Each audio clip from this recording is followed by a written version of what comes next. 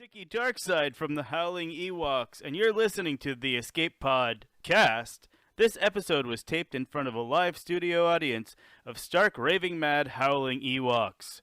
Evil sucks. One is a Grand Arena specialist from the UK. The other is a territory battle tactician from the US. Together, there are no signs of intelligent life on board. With both having played this game since launch, the one thing we are sure of is that you will be entertained. The Escape Pod Cast, a service of the Escape Pod Castaways. A weekly podcast about the mobile game Star Wars Galaxy of Heroes. Live from the network studios of Yavin 4, here are your hosts, Neil Andrew Eyre and Paul Anthony. Coming up on this week's episode of the Escape Pod Cast. Baby Yoda is finally here! Technically, it's IG-11, Neil. Baby Yoda is here. Fine, Neil. More wonderful updates pending with the game's anniversary fast approaching. You know, I have some theories that we could, maybe throw out there for things that we could find out. Maybe a certain return of a character?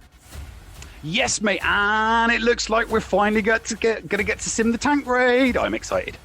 Oh, and don't forget about the inclusion of extra shards on those extra crispy bronzium recipes. I'm just happy that SWGOH Sheets saw my reminder for the tank raid. Yeah, Neil, I'm sure that it's all because of your SWGOH Sheets video. Exactly. Well, I do know that we have a guest on that did trivia like I do. He's from a channel called Smarty Pints Trivia. You said pants. No, Neil, I said pints. And the viewers will get to know this friendly someone from outside the SWGOH community today. Yes, they will. All this and breaking news as and if it happens. Right here on the Escape Pod Cast. The Escape Pod Cast News.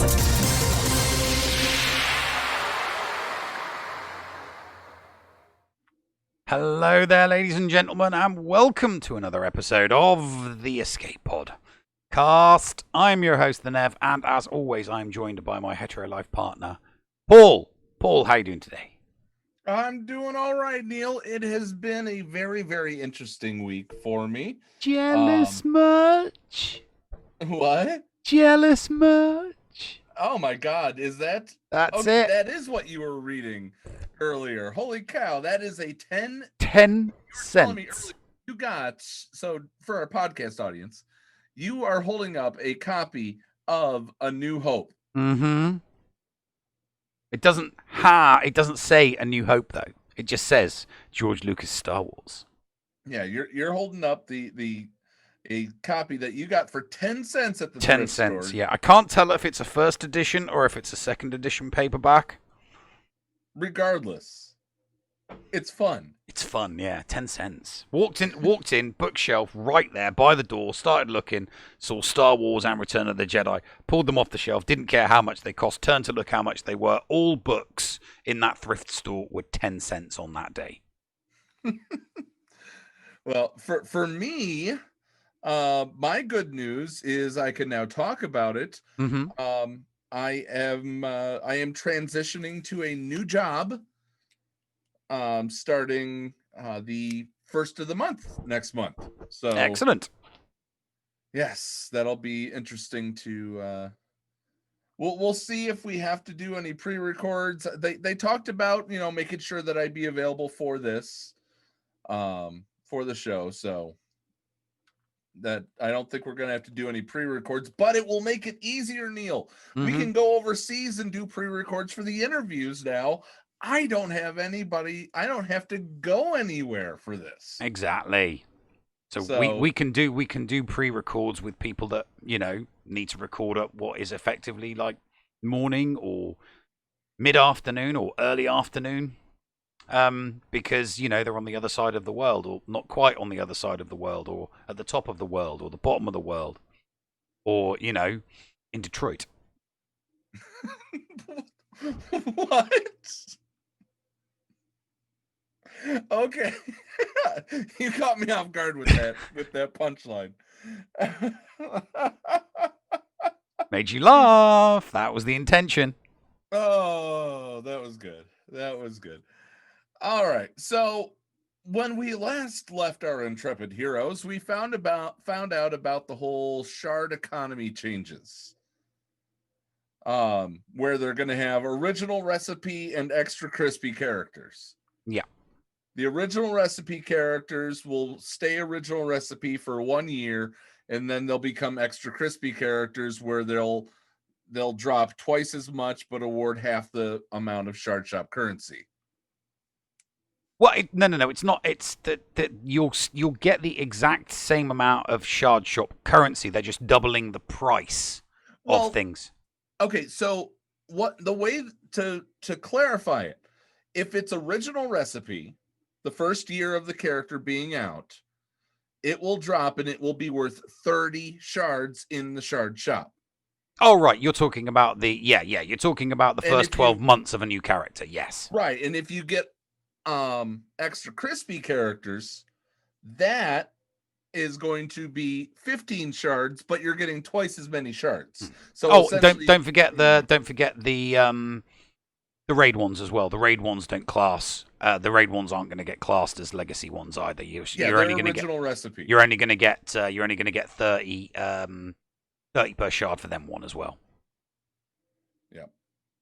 Which kind of sucks, really, when most people are like simming the pit raid and getting 10 hand solo shards every single time. It's like, what? Really? It's only going to get me 300? That sucks. It's like, why can't I have 600? I think those ones should have been double because of the doubling in price. Because of the doubling in price. Yeah, they do. The raid one. I thought the raid ones were in the post. I'm sure that they said that the raid ones weren't going to be weren't going to be doubling in value. I'll look that up. Once we'll have to double check the monologue here. But we also do have. Do we want to talk about IG-11 and Baby go Yoda over and remind people about the kit itself? I mean, we can. You can if you like. I mean, we went over the kits before, didn't we? I could have swore we went over the kits last week. Yeah, we did. But I mean, if you want to touch on them real quick, I could go get that answer. Yeah, go get that answer. Okay, so why don't you tell people about the kit of IG-11? Baby Yoda. No, IG-11. Baby Yoda. With Baby Yoda on the front. Baby Yoda. IG-11's just tagging along. It's the other way around, but you go ahead. Okay, you go ahead. I'm just trying to find the post. Just trying to find the post while you're bringing that article up, and that's fine. So I can go ahead and stall along with you. Yeah. While you bring that article up. You know. Okay, let's have a look. Maybe you'll find it in Detroit. Yeah. Maybe I'll find it in Detroit. You know. Okay, so let's go over. Let's go over the unit name. Baby Yoda. Alignment light. Categories light side healer. Droid? Why would it be a droid? It's a green alien. Scoundrel. Maybe. Versatile healer with strong scoundrel and droid synergies. Still don't understand why it's a small baby alien. Okay, so abilities, basic, sensory advantage, and the graphics on it look awesome. Deal physical damage to target and to the weakest enemy. If all enemies are debuffed, IG-11 recovers 20% protection, which is going to work lovely with Queel's AoE shock. Special 1, function, protect, cooldown 3. Final text, deal physical damage to all enemies and inflict tenacity down for 2 turns. Enemies with shock or damage over time are dealt physical damage for a second time, and then IG-11 taunts for 2 turns. Now, the video for this is awesome. He actually targets all individuals. So he fires a shot at everybody in the squad, and then they kind of, do the react. It looks great. So it's not just a spray and hope. He actually targets each. I do have the answer, but go ahead and give people the Reader's Digest version of Baby 11. Yeah. Or okay. or IG Yoda. IG Baby Yoda. Okay, That's special what 2, people are Nurse saying it's- Droid, protocol cooldown 3. Target ally recovers health equal to 30% of IG-11's max health. So we know what we're modding him up to. And all other allies recover half that amount. If IG-11 is taunting, he gains stealth, heal stealth up, and retribution for 2 turns. Droid and scoundrel allies gain foresight for 2 turns. Now, here's the kicker. I'm just wondering, half of 15% is still pretty decent, actually. Yeah, unique Zeta, Child's Favor. At the start of battle, IG-11 gains max protection equal to 20% of his max health. If Queel is an ally, IG-11 gains 40% instead, and gains taunt for 2 turns at the start of each encounter. Whenever another scoundrel or droid ally attacks during an enemy turn, IG-11 assists, limit once per ally. So he's like, baby, it's like it's like the equivalent of Chewie's, isn't it? When Chewie's with Rebels, because Chewie assists, doesn't he? Chupio, Yes. sorry. Chupio. Chupio, yeah. At the start of IG-11's turn, he dispels all debuffs from droid and scoundrel allies. Oh my god, that is boss. Oh, this is such an awesome unique. For each debuff dispelled this way, IG-11 inflicts damage over time for 2 turns on a random enemy, which can't be evaded. So put this in your dot team. Put this in your Vader dot team. Yeah, you could put him in a Vader dot team, yeah. Oh, And by the way, why isn't Vader part droid as well? Yeah, good point. Exactly. See, he should be. He should be part droid. He's more machine than man. I'm gonna find that. I'm gonna find that line because I'm gonna find that line because I've got that book. So, a reminder that anything that is not accelerated is going to be on original recipe. Mm-hmm. So accelerated, or as I call them, the as I like to call them, the extra crispy characters, does not have Han Solo in the list, does not have General Kenobi in the list. So you are going to get 30. If you get 10 Han Solo shards, you will get 30 shard shop or 300 shard shop currency. So you get 30 for each. Yeah. But that essentially is doubled what you're getting now because you only get 150. Right. Okay. So it does work out in your favor. Okay, if it works out in our favor, great. Yeah. The only thing that's going to be bad about the entire thing, if you will, is the fact that you will not get double the character bombs from the shard shop or from Bronzium packs. Mm-hmm. So you don't need to go redeem them all now. If you haven't done it yet, don't worry about it. I'm not. I can't be. But I got it down to like 100,000 on each of my accounts, and I just lost the will to keep clicking. So I'm like, yeah, no, just can't be bothered. I can't. It's just too many. It's too many click, skip.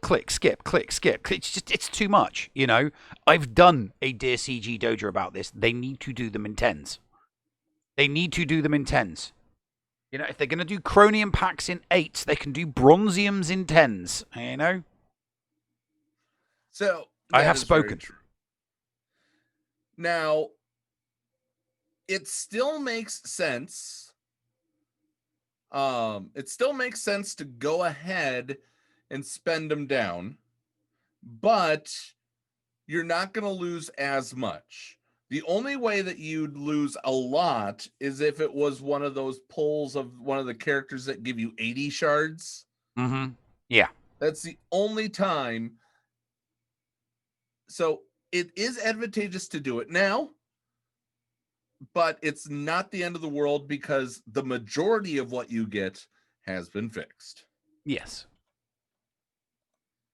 And Helenix makes a good point. He yelled at me for saying that Vader isn't a droid, he's a cyborg, and Grievous shouldn't be labeled as a droid either.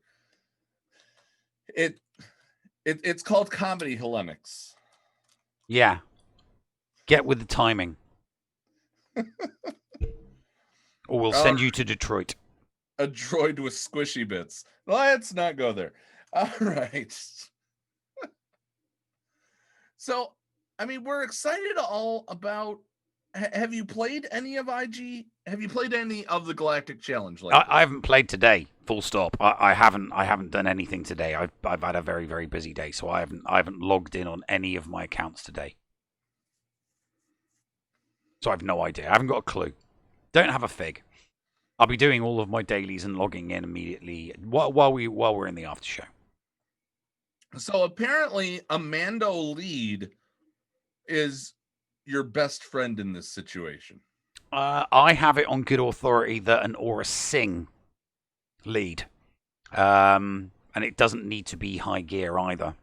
An Aura Singh lead. There's a video I've seen. There's a video floating around out there with either a gear 10 or a gear 11 Aura Singh, and then with them in the lead, there is 4 other bounty hunters. None of them are relict, and it will do tier 7. Okay, let's find out. Why have you got an Aura Singh?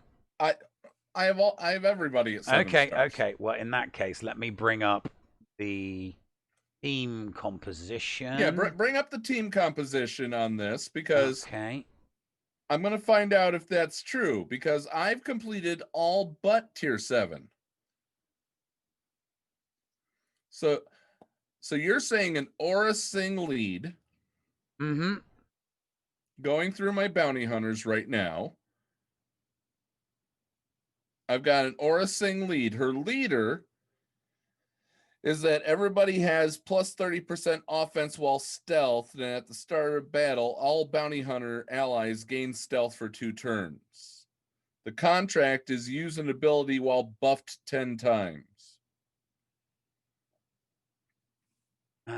Yeah. I can understand how that's going to help, because you gain a buff in this Galactic Challenge that gives you, Yeah. I'm having trouble finding the post. It was on Moon server. Okay. Well, I am having trouble finding it, but it was definitely an Aura. It was definitely an Aura lead. Definitely an Aura lead. So I've got Aura lead, Bosk, Mando, Grief, and Django. I'm pushing the button. I'm going to hit auto, and we're just going to see where it goes. Mm-hmm. All right. So I've placed the phone down. We're just going to auto and see where this all ends up. Okay. I do have a link for a video where it's been shown, though. Okay. Just throw that to me during the first break, and I'll take a look. Anybody wants to see it? But it's I did take on it, YouTube. Helveer 7. I'll tell you right now. Oh, it's a Django L3's lead. Sorry. Gone now. Now there goes IG-11. Yeah. Sorry. The what is it? The one that's on YouTube is tier 7 bounty hunters, low gear Django lead. Sorry. Okay, it actually looks like it's working. If I could get enough. Okay, they're very, very angry at me. But I did see a post about Aura Singh. I just can't remember what server it was on, because it's just too many servers. I'm in like wait. Guess what? What? Neil? What? I just passed it. What, tier 7? Tier 7. With the Aura lead. Tier 7 with the Aura lead. Yep. There you go. There's the rewards. Mm-hmm. Apparently it can be done with much lower gear. What was your Aura? My Aura was... Let me go back. My Aura Singh is only gear 10. Yeah, I think that's what they said it was. I'm pretty sure in the post that's what they said it was. Yeah, but my Bosk, Mandalorian, Grief, Karga, and Jango Fett are all gear 13, Relic 1. Yeah, they're all Relic 1, yeah. So, hey, at least we know it works, you know? That's the one I heard, though. That was the one that I'd heard. Right. The Aura lead can be done with low gear, but there is also a video out there with low gear bounty hunters with Django in the lead as well. So I might be able to do tier 7. I've got good bounty hunters on all of my accounts, so, maybe. Fingers crossed. I'll give it a try and see what happens. I mean, I only care about getting tiers 1 to 3 anyway, so. Yeah. But, did you get everything? When you did tier 7, did you get everything for tiers 1 to 6? Or is that I did not get the thermal detonators yet. But did you get all of the shards and all of the rewards for tiers 1 to 6? Yeah. Oh, yeah. I've gotten everything except for the thermal detonator one. Mm-hmm. Yeah. Lennox says, this is not a recommendation to go spend money to bump up your aura sing. No, this is not. That would be bad. Very bad. Bad. It's very bad. 5 minutes to warp and are bad. Thank you, Rain Man.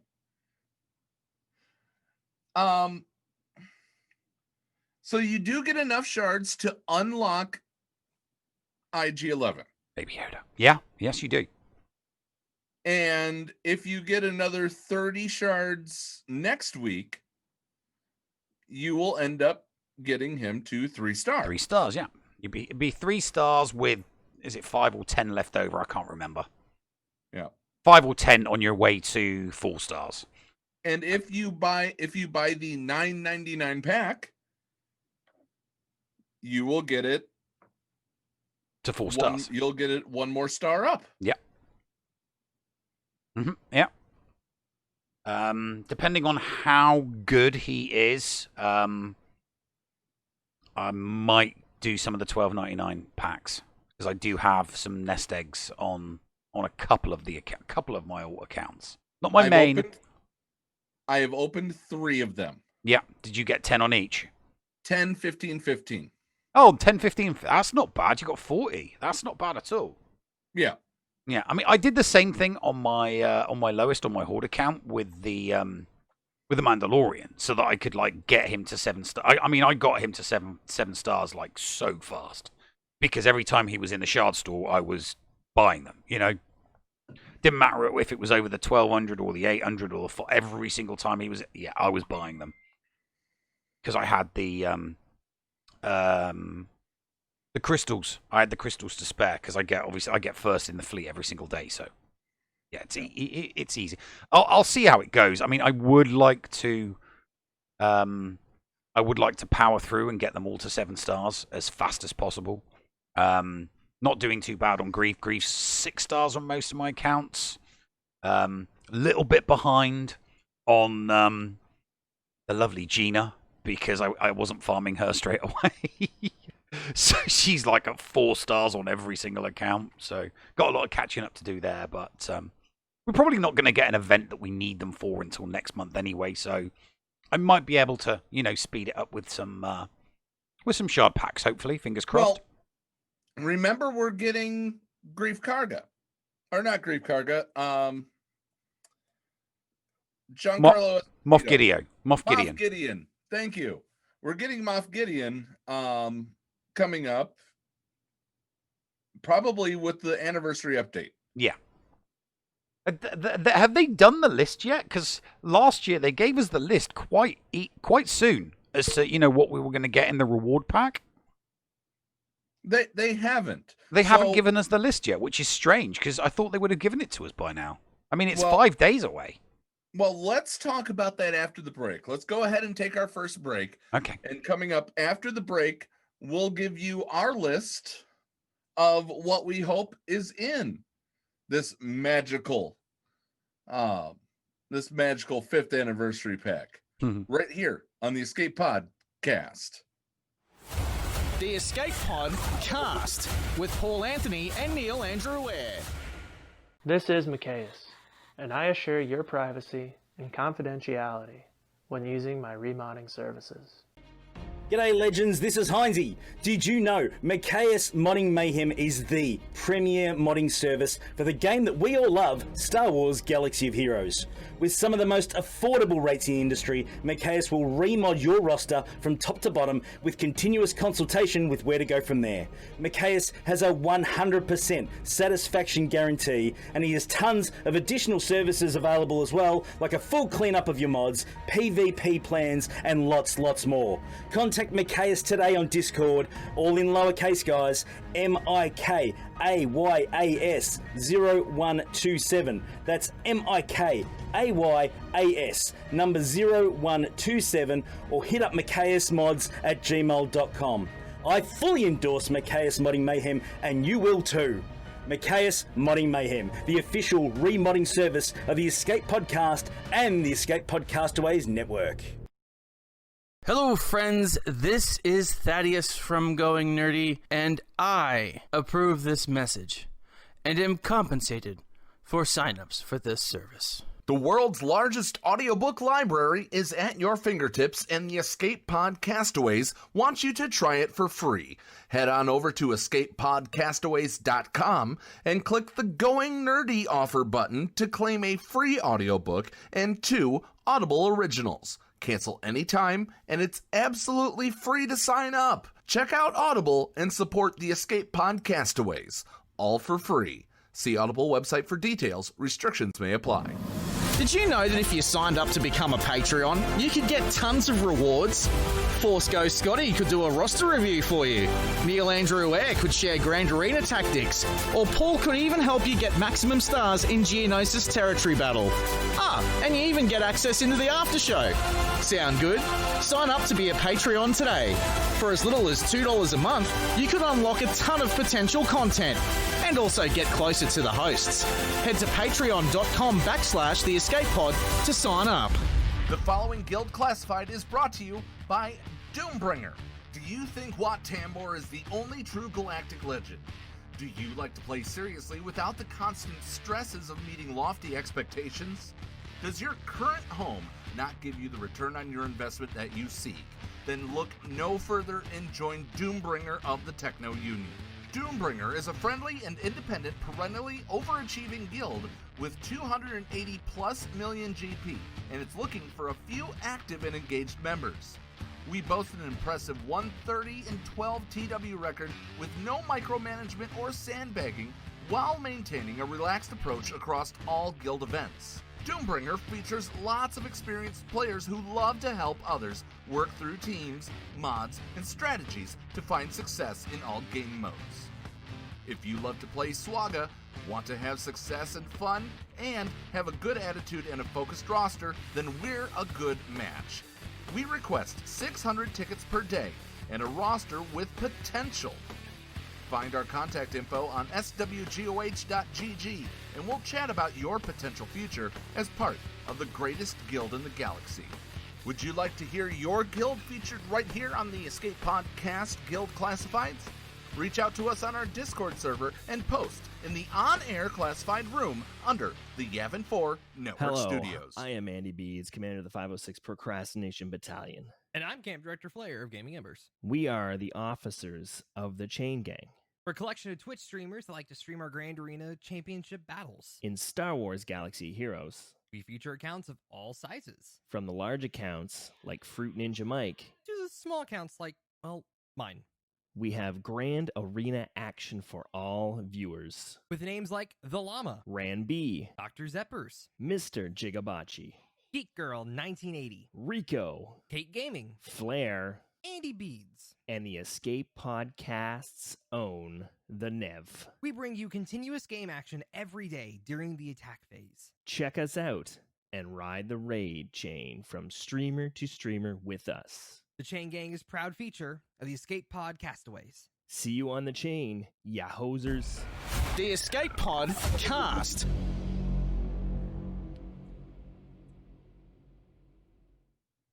And welcome back to the show, ladies and gentlemen. There's our first break. It's done. It's dusted. It's over. You wanted to talk about something that was in the break, didn't you, Paul? Yeah, so you guys may have heard, watched, saw, depending on your choice of medium, the ad for Doombringer, the guild. What we're doing is we are doing guild classifieds. It's absolutely free to you. You don't have to be a Patreon, none of that stuff. You know, it'd be nice to get a Twitch follow out of it, maybe. That's free. But what we're doing is we'll help promote your guild. So subject to approval, just find our Discord server. It's in the link below if you're watching on YouTube. If you're listening on the podcast, it's in the show notes. If you're watching on Twitch and you're watching the chat replay, Helenix just put it in the chat. Hop on. We have under the, what is it? The third, let's see here. There's the welcome message, show info, and then the escape or the Yevon 4 Network Studios. That second category, there's an on-air classifieds. And just follow what Mixelplux did. You know, there you go. There's your instructions.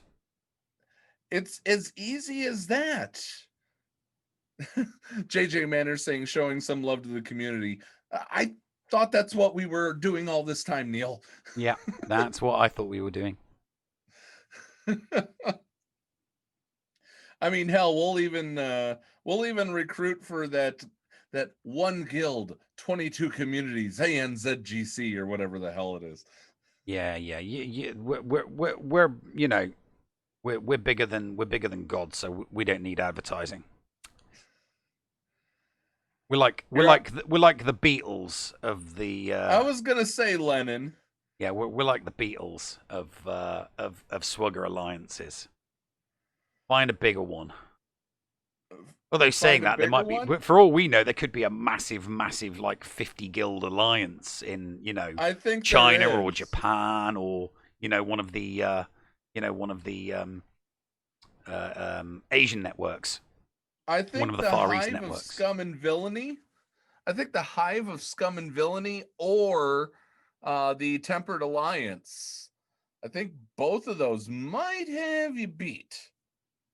Yeah, we're bigger than U.S. Steel. There you go, Lennox. Bigger than U.S. Steel. Bigger than U.S. Steel. Yeah, there we go. I'll let you do that there, because we don't need Yoko to come and break us up. All right. I don't know who would be. Well, I mean, Helenix would be Yoko, wouldn't he? Who would be Yoko? That one I'm not going to get into because I'd get in trouble on the air. Yes, you are old. Not you, Paul Helenix. All right. Let's get into the anniversary update. The anniversary update was announced that we are going to be able to sim the tank raid. Yep. Only took him a year, but that's fast in CG terms. What do you mean it only took him a year, Neil?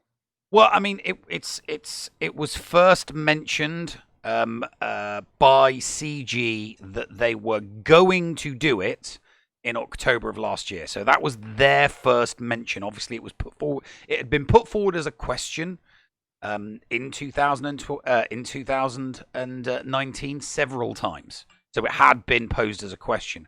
But the first positive response where they actually said that they would do it was October of 2019.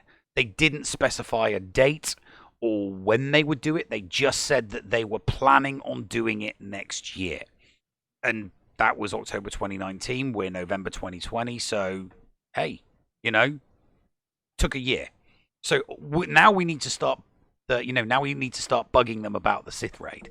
And as soon as they come out and say, "All right, we're not going to do it until next," we'll think we are going to do it, but it's not going to be until next year. Then we can start the 12-month clock, and roughly around about that 12-month clock, we'll get it simmed. I think that the requirements for I wouldn't argue against more stricter requirements for heroic Sith. I mean, they've done the same requirements for the tank raid as the pit raid. So the guild has to have beaten it 50 times and 35 members at have to have a 7-star GK. I wouldn't be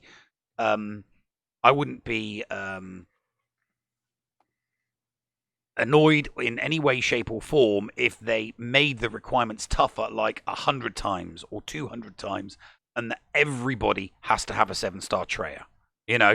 Okay. I think something like that would be more realistic. If they do that, if they do the everybody has to have a 7-star Treya, they cannot make it 50 out of 50.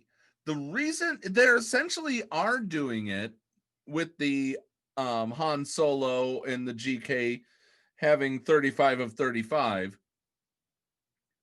because in a bad situation, a guild can lose up to 15 members.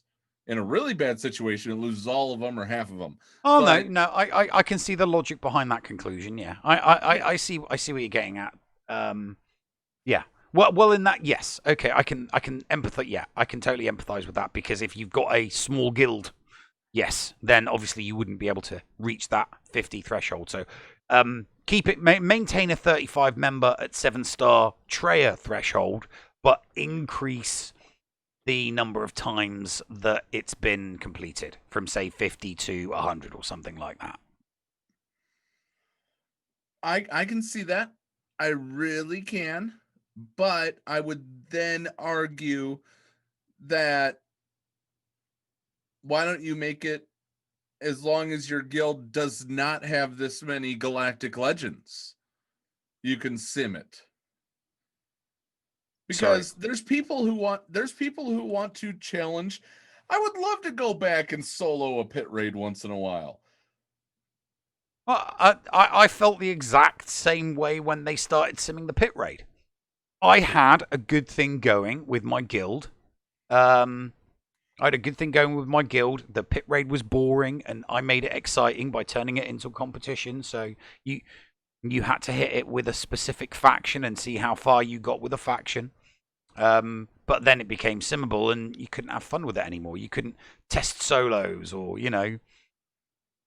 throw teams, because it may have been an easy raid, but there was a lot of ways that you could test the veracity of certain squads in the pit raid by discovering if they could solo the entire event or not. And you can't do that anymore. So, we're losing that with the tank raid. I think it's great that the tank raid is now simmable. And I would say, give it until next year. If they start doing Q&As, we can ask, so we've got the pit raid simmable, we've got the tank raid simmable. When are you going to make the heroic Sith raid simmable? And I would say, mark it as soon as they say we'll do it. We just don't know when we're going to do it. That'll be confirmation that they are going to do it. Mark that date. 12 months later, maybe we'll get it. Well, a year and a month. So 13 a year and a month. Months. Yeah, 13 months. Okay, right. So what else was in that update? We the chromium thing as well. The bronzium. The chromium thing was in there as well. That is very true. Yeah. First up is bronzium packs. It says these originally were not going to be changed due to a technical issue, but seeing how important this was to you, the team dedicated some extra time to this and was able to find the issues that were preventing us from updating bronzium packs. Character shards dropped from bronzium packs will be doubled with the anniversary update. And obviously then it, the parentheses that, this does not affect full character drops from bronzium packs. But we knew that anyway. If you're getting a full character, you're either getting 25 or 50 or 80 or 10. It's 10, 25, 50 or 80. And that's still good. It's better than getting 2 of one character. I don't see why anybody would complain about that. Oh, why I only got 10 for the Snowtrooper again? Why won't you give me 20? It's like, dude, you just got 10 from a crappy bronzium card. Quit your whining, Which essentially would be the same as getting 5 original recipe shards. Exactly. So yeah, and we all pick them up. Come on, who doesn't get a Snowtrooper or a Royal Guard 10-drop? At least once or twice a month. I know I get them at least once or twice a month, and I like them because I'm like, hey, nice. That'll convert nicely. That'll get me 4 or 5 pieces of gear in the shard shop. I always like seeing those. Yeah. And JJ Manor says, when they add another raid, they'll make Sith simmable. Cascade also says, I don't think they'll make Sith simmable until we have a new raid. So both of them are on the same page. No argument from me there. I mean, I think a couple of people made the legitimate argument that once a heroic raid becomes soloable. I mean, we know that the heroic Sith raid can be soloed. We all know it can be. It can be. You got Slack. I almost did it. Almost did it this weekend. Mm-hmm. I was 12.2% away from doing it.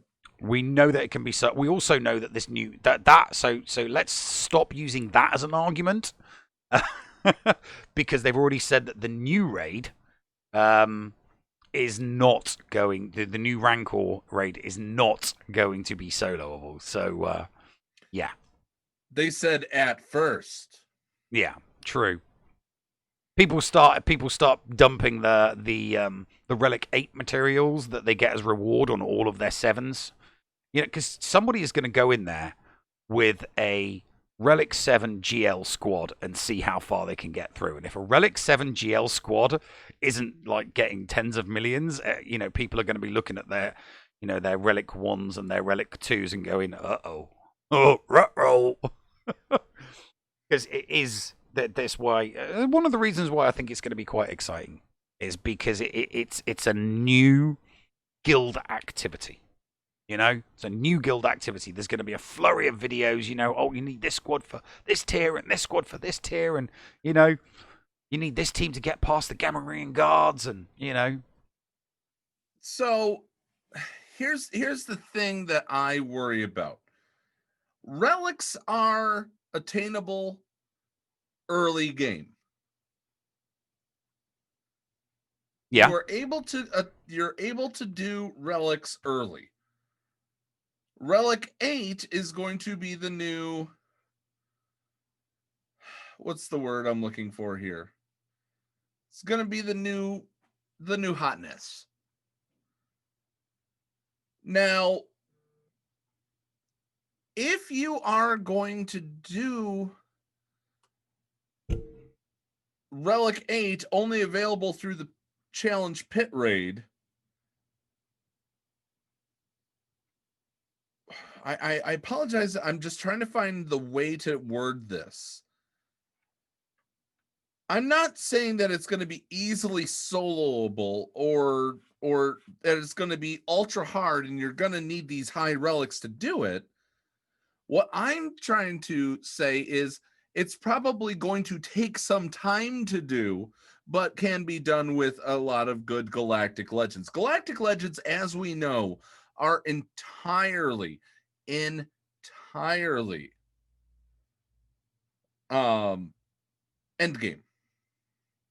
especially Jedi Master Luke. That's extreme endgame. Of the two Galactic Legends, Palpatine is the, hey, I'm going to go for this character that's a Galactic Legend.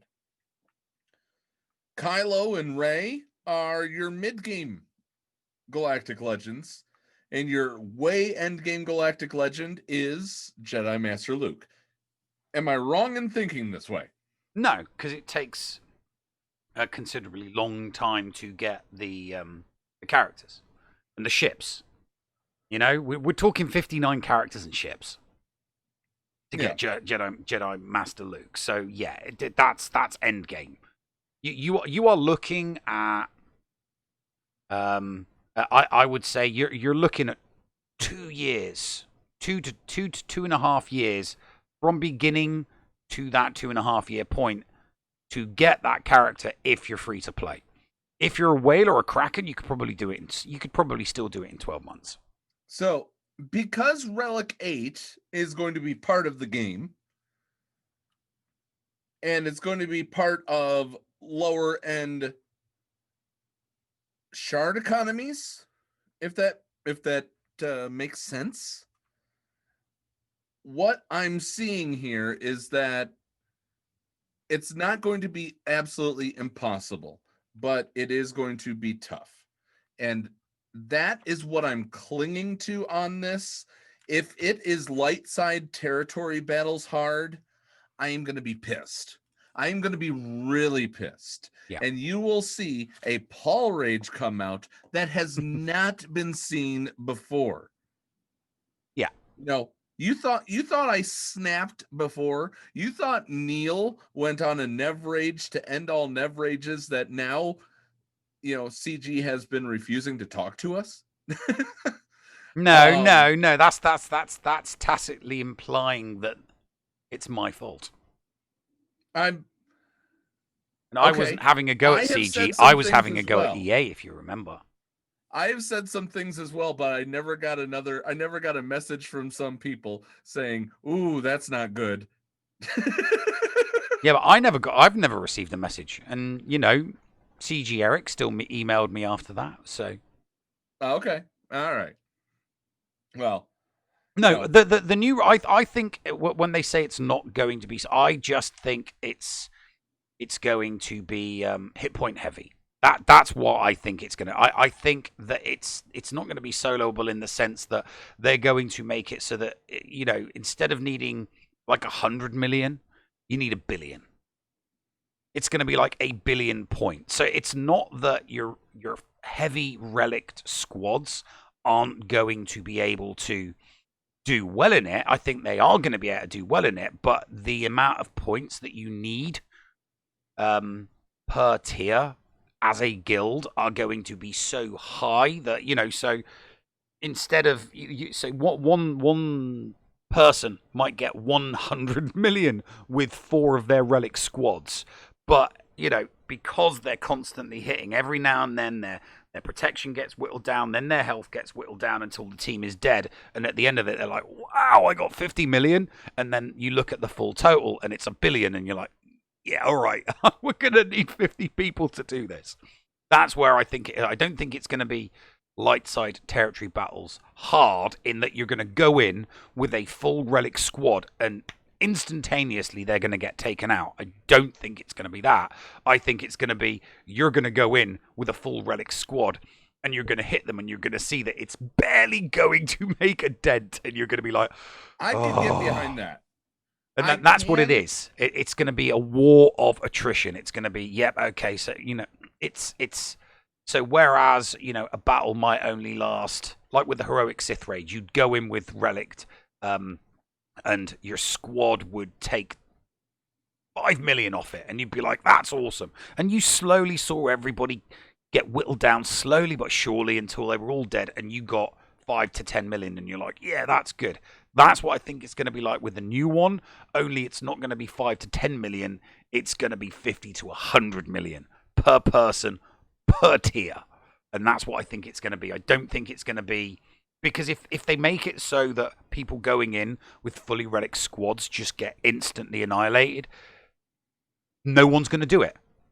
Because you're going to have guilds with people that do not have squads that are maxed out relic, they're medium relic, and it's a mishmash of teams. And if they see their friends getting smashed out of it with relic 7 squads, they aren't even going to attempt it. They're just going to go straight to Reddit, and the dumpster fire will be lit. Like light side territory battles was when it first came out. Exactly. And they still refuse to do anything about it? Mm-hmm. Exactly like light side territory battles. But it depends how much, when you think about it, we knew that 8 to 14 were coming. Obviously, they're just going to be releasing them one at a time. So it'll be 8, 9, 10, and so on and so forth. The boost in hit points and power from 7 to 8 could be, game-changing for some characters. Especially in territory battles. People will be looking at the... I think a lot of people will be looking at the Cam Shards special event and thinking, you know what, 50% of the time I'm getting it, 50% of the time I'm not getting it, I'm going to relic 8 my characters for the so that people can get Cam to, to 5-star unlock, and then, up and up and up to 7. And I think other people will think, well, I'll put it on my squad, because the theory crafters will get into it. Skeletrix is going to get into it. My money's on Skeletrix coming up with the most effective teams to do that new raid quickly and efficiently, because he will just go to town on that bad boy when it's open. Probably on multiple accounts and across multiple guilds, but yeah, my money's on him finding the best squads in the shortest space of time. But yeah, some people will throw their relegates on their squad arena team. It's just going to be easy, it's not going to be easy to see to see the big guilds not enjoying themselves. And I'm not talking about the Team Instincts, and the Maws and the Caws and the Paws and Paw Patrol and whatever the hell they're called. I'm talking about large guilds like ANZGC, like the Hive, like Howling Ewoks, those guilds that have been together for so long. I don't want to see something come along to break up guilds. I want it to be manageable, but still challenging. Oh, I mean, it's gonna break up. It will break up some guilds. There will be certain guilds that it breaks up. It's just gonna happen. It happens every time they bring something out that's uber hard. People start reshuffling.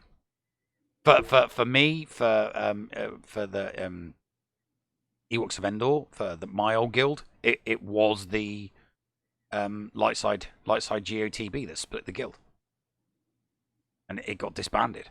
Bunch of people went to a bigger guild that could do Lightside GOTB. Bunch of people didn't, and a handful of people stuck around and kept the guild going. I'm gonna be the cautious optimist. I mean, it's the only way that I know how to be. I love this game. I absolutely love talking about it every Friday with you, Neil. Mm-hmm. The last time something like this came around, I lost a co-host to an airlock. Yeah. It just comes down to the fact that I will be floored and devastated if this affects you. I really will. And that's the last thing I want from any sort of thing in this game. Yeah, well, it's going to affect us. There will be a certain number of guilds, and it will affect them.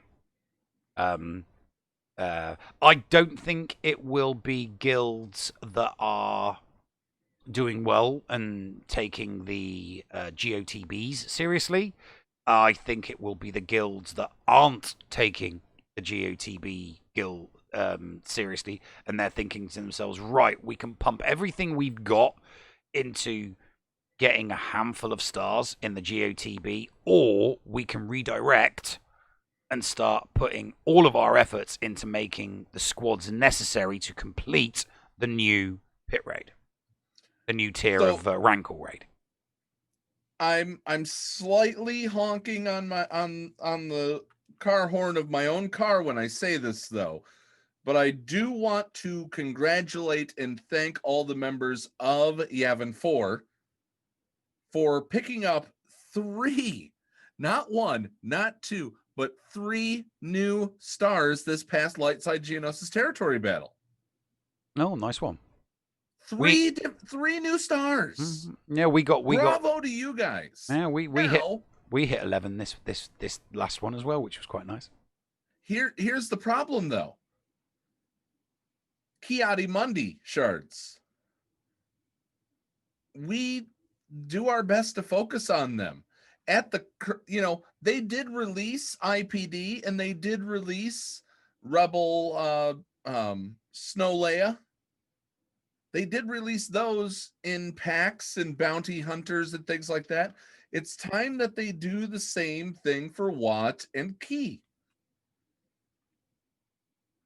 I wish that I had the time to go look it up right now and all that fun stuff. To find out how long it was from the release of Hoth Battles to when they started putting out the different packs to be able to get them. But nonetheless, yeah. I mean, there's no doubt in my mind that it will eventually happen. They will eventually put those characters in the GET store or GET2 currency at some point. It's not something I can see happening this year or the first half of next year. Maybe the second half of next year. Maybe it's something that we can press them on. Maybe it's something we can press them on the next time they do a QA. I mean, they don't seem to be doing QAs anymore. They seem to be doing Zoom calls. So hopefully they'll do more Zoom calls. Whether it's Operation Metaverse or Shadow, it doesn't matter who it is.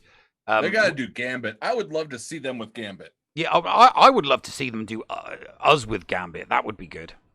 That would be good. Gosh, that would be good. Us and the Gambit, yeah, definitely. Although you maybe that wouldn't be good because we would be hammering them on GAC. We would just it'd be us asking back here waving my little territory battle. Yeah, flag. you can wave your little territory battles flag while me and the Gambit crew are like, right, okay, when are you going to redo the Division 1? When are you going to redo the logarithm? If you're going to redo the yeah, because we'll just be all about the GAC. But yeah, no, I think it's a worthy question to ask. When will they consider putting Watt and Ki-Adi-Mundi into the Get store for Get to currency, like they did with Rolo and like they did with IPD? Yeah, definitely. Well, I'll put it this way, and then we'll throw to a break. And after the break, we're going to be talking to Jay from Smarty Pints Trivia.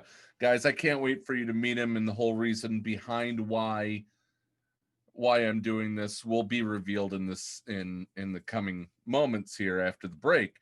But as it stands right now, Neil, I have 4T shards of Cam.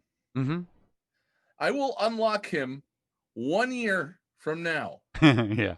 I will 7-star him in 8.25 years. Yeah. 8 years and 3 months. That on your current trajectory, yes. But your current trajectory will. It's not a straight line. Oh no, it's a straight line. It's flat. Yeah, but it will. We have flattened the curve already. It'll slowly start to curve up and increase, like it did with everybody, Yeah. But anyway, yes, about seeing Shattered Order podcast. I mean, we still got to do the collab with Shattered Order. We need to get back in touch with them so that we can do the collab, and one of us goes on theirs, and one of theirs comes on ours, and that'd be fun. Do a switcheroo, yeah. Yeah, but all right, guys. They have compromised. Oh, JJ. You're in trouble in the after show for that one. Guys, stick around. Coming up after this, Jay from Smarty Pints Trivia right here on the Escape Pod Cast.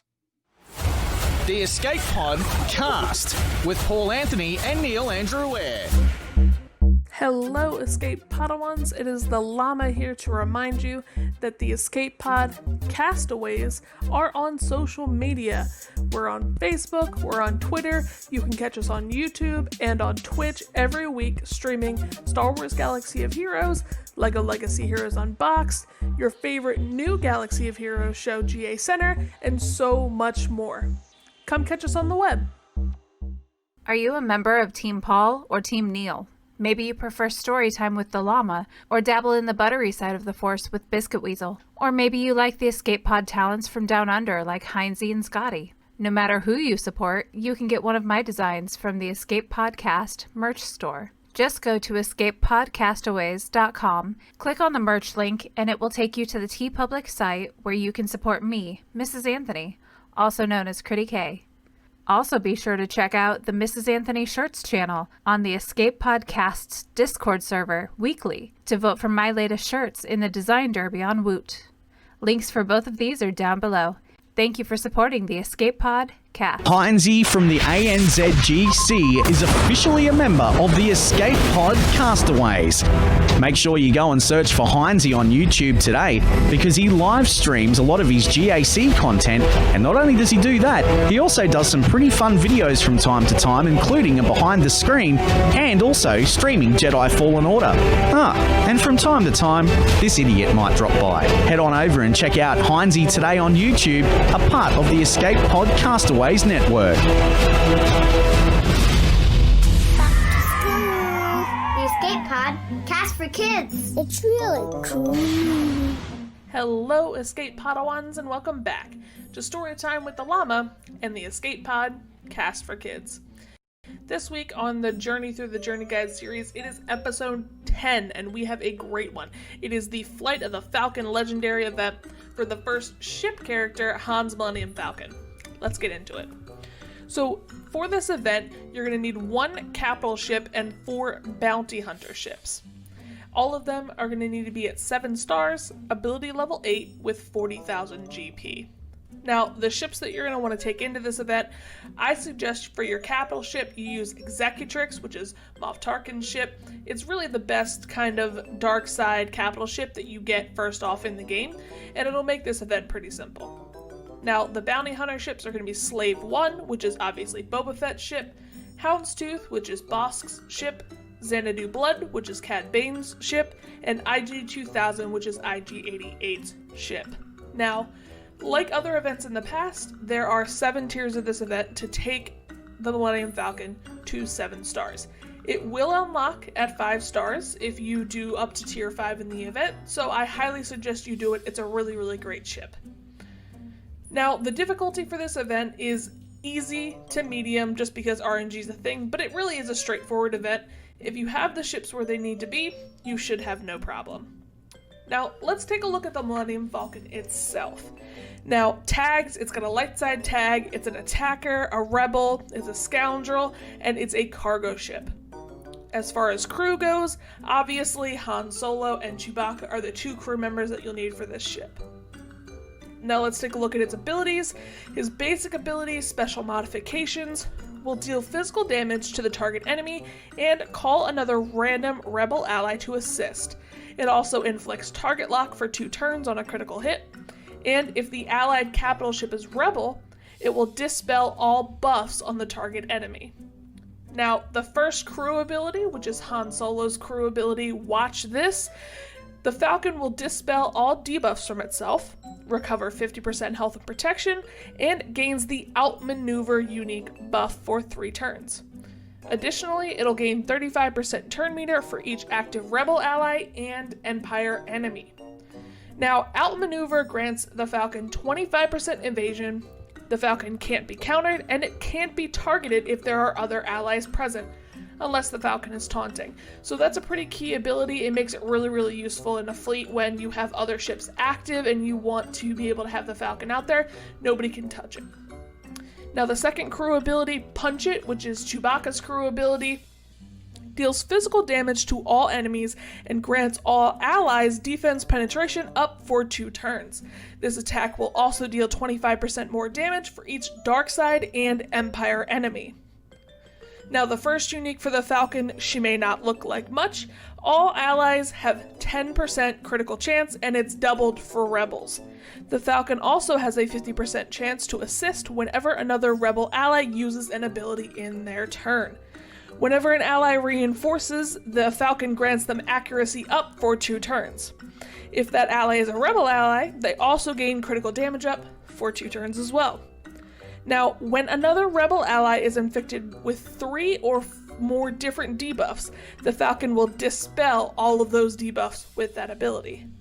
Now, the last unique ability is the reinforcement ability, Yahoo! That grants all other allies foresight for 2 turns and will call all rebel allies to assist. It also reduces the cooldowns of the allied capital rebel ship by 2 for all abilities except to call a reinforcement. Now, teams you can use the Falcon on, it's definitely great with a rebel fleet. Obviously, with a Rebel kind of capital ship in Home 1. It's really great on defense and GAC. It's going to hold solid, and, you know, it's definitely a great option. Another kind of different option to use it is actually with a Malevolence-led Separatist fleet. Now, hear me out on this. So I used to run this a lot in GAC when there was only a single fleet in GAC, because if you use the Falcon as a reinforcement, you give your fleet a chance to kind of stack up all of those Vulture droids, and they can't attack the Millennium Falcon when there's other ships present, and those Vulture droids do count. So it makes it really difficult. You tend to get a lot of holds for a fleet like that because it makes it hard. They can't attack and target the Falcon because there's all of those other Vulture droids. They have to try and get rid of the Vulture droids, and they keep popping back up. It's kind of a never-ending timeout cycle. That's all for me. Tune in next week for more story time with the Llama and the Escape Pod cast for kids. This is Micaeus, and I assure your privacy and confidentiality when using my remodding services. G'day legends, this is Heinzie. Did you know Micaeus Modding Mayhem is the premier modding service for the game that we all love, Star Wars Galaxy of Heroes? With some of the most affordable rates in the industry, Micaeus will remod your roster from top to bottom with continuous consultation with where to go from there. Micaeus has a 100% satisfaction guarantee, and he has tons of additional services available as well, like a full cleanup of your mods, PvP plans, and lots more. Contact Micaeus today on Discord, all in lowercase guys, MIKAYAS 0127. That's MIKAYAS number 0127, or hit up micaeusmods@gmail.com. I fully endorse Micaeus Modding Mayhem, and you will too. Micaeus Modding Mayhem, the official remodding service of the Escape Podcast and the Escape Podcastaways network. Receiving incoming transmission.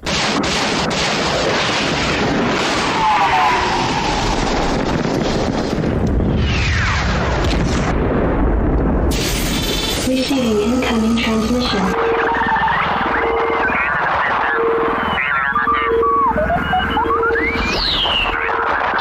Receiving incoming transmission.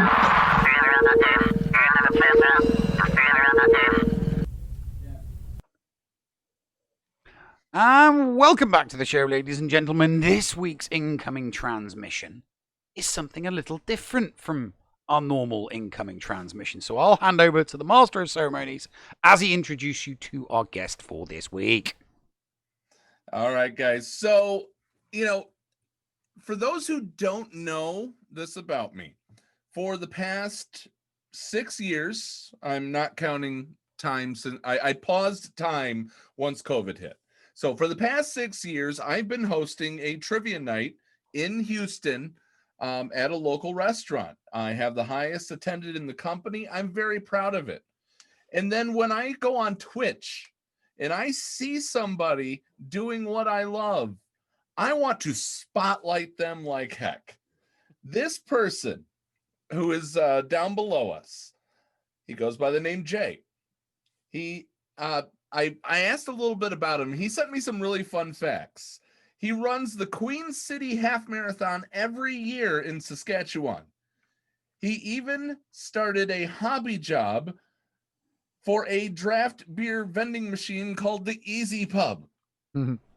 And he built a kick-ass rain barrel stand this summer. We're going to ask him more about different things as we go along here. But ladies and gentlemen, straight out of Smarty Pints Trivia, I present to you Jay. What's going on, Jay? Looks like you're on Tatooine. Yeah, it's a little dry, but it's warmer than Saskatchewan. I can tell you that for sure. Yeah, well, we're headed there. We're inside the escape pods, so we're on our way down there right now. We'll get together soon on. We'll meet up and have a pint. Good. Yeah, I wish I brought a beer. Actually, it'd be nice. It's Yeah, like I said, a little dry, but yeah, thanks for having me on. That was quite the introduction. Way makes it sound way more interesting than I actually am. They call me the master of ceremonies for a reason. Yeah. So yeah, I'm Jay. I run a Twitch channel, Smarty Pints Trivia. How long have you been doing trivia? So I've been doing trivia for 6 years, I think. And yeah, I used to do the live events, and then honestly, a year before COVID hit, I kind of discovered Twitch. I didn't really know anything about Twitch, but I started watching like some people that do like kind of arts and stuff on Twitch, and I was like, man, I wish I could do something on Twitch, but like I suck at video games and I don't have any skills.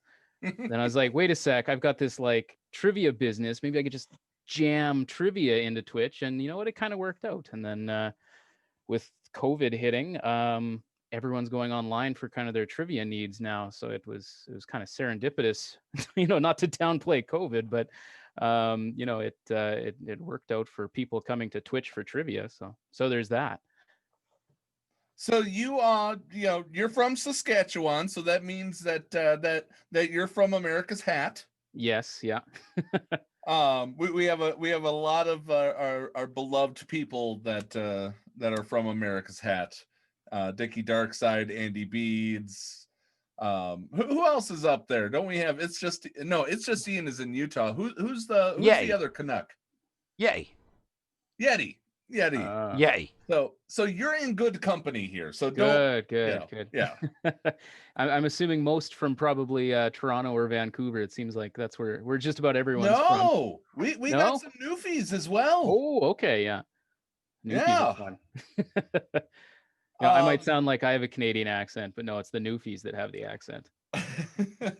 Yeah, they're like the Texas of the United States of America. It's like we can be a country on our own. Don't annoy us. Absolutely.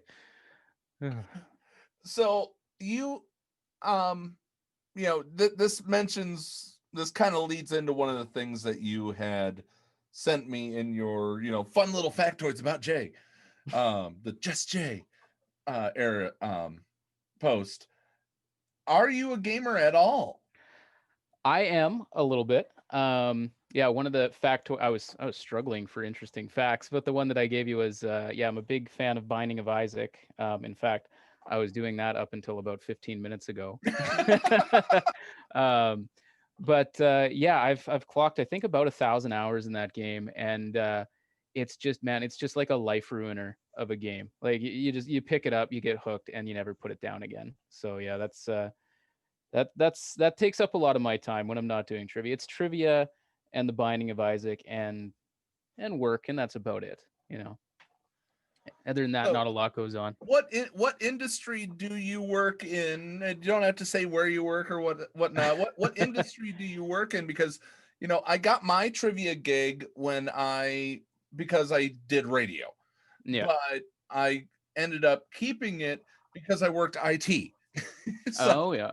So yeah, I am a software engineer by trade. So like that's what I went to school for, and that's more or less what I do for the government here. I work for the province, specifically in the education sector. Nice. But yeah, I make the servers work. I make the web applications work. And the way that I got into trivia was what is honestly like I didn't really have much of a affiliation to a bar or to like radio station or anything like that. It was really just went to a trivia night, and I remember being irritated with a couple of questions that were ambiguous. So yeah, me and a friend said, you know what, screw these guys, we're going to see if we can do it better. And I don't think that we necessarily did it better, because running trivia is kind of harder than it looks. But we ended up starting our own night, and then it kind of just went from there. Like I said, eventually went to Twitch. So I do have to recognize our old friend Depop, who's jumping in and throwing. He's making it rain 100 bits each. Oh, throwing dollar bills at Neil and I. So I've got a quick question. So that time that you got annoyed, yeah, did you take it up with the quizmaster at the time, or did you just throw your teddy in the corner and leave? No, we had to give them a piece of our mind for Oh, sure. excellent, excellent. Not, So not as bad as some people. What was this? Come on, because there was a specific question. What was it? Oh man, I can remember it. I can't remember the exact wording, but essentially the question was asking. I think it was a literature question, and it involved Green Berets. Mhm. And then the answer to the question was Green Berets. So of course, like everyone gets it wrong because you're like, well, they're not going to put the answer to the question in the question. So we thought that was a little unfair, and we told them about it. But now that I've been hosting trivia, I hate those people that do what I did. So yeah, now I understand now, right? Well, every once in a while, I'm gonna, so the way that my trivia is run, 8 rounds, 10 questions each. Each question is worth 1 point. You can double down in any of the first 7 rounds because Name That Tune is worth 20. And no, you cannot double on a 20-point round because it's Name That Song Title and Name That Artist. Anyway, I digress. Can you tell I miss saying that?